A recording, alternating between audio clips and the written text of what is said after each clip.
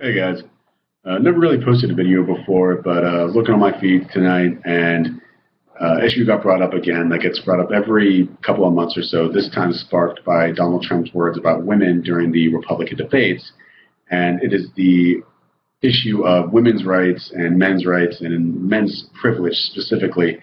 And privilege is a word that I understand gets used a lot, and a lot of people don't like it. They see it as an attack on them, and they try to say it doesn't exist. You get things like hashtag not all men or whatever. I really just wanted to give a quick story that sort of illustrates privilege as not something you have, but something you don't have. I was walking down the street back to my house after I got my haircut. This haircut, hope you like it. And I didn't notice at first, but there was a woman about 5, 10 feet behind me walking the same path that I do. But this path actually gets fairly secluded for about, I don't know, a quarter mile or so.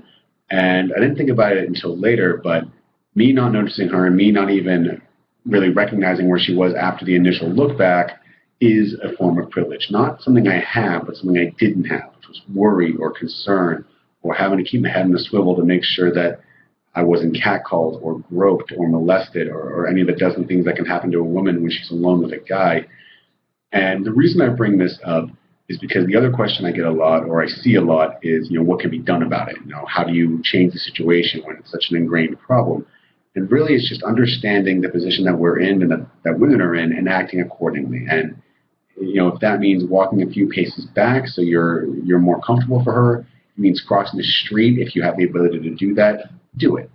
And if you see that as something that's really difficult or you think that's too much work, I have two things to say about that. First is to imagine which is more difficult, crossing the street or taking a few steps back or having to go about your day while constantly keeping your head on a swivel to make sure that you're not alone with a guy on a secluded patch on a Thursday afternoon.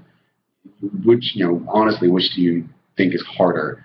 Remember that. And the second thing I want you to do is to replace the woman in today's example with a loved one, a wife or a daughter or a sister or a friend. And if the thought of that friend walking in a secluded space with a guy worries you, that is the problem we have to face. Even worse, if I had been behind her. Thankfully, I was not. So really, that's just sort of my 2 cents on it. I hope it helps, and I hope you all have a great day. And I hope this lets you understand that privilege isn't always something you have, but sometimes something you don't have, and acting accordingly.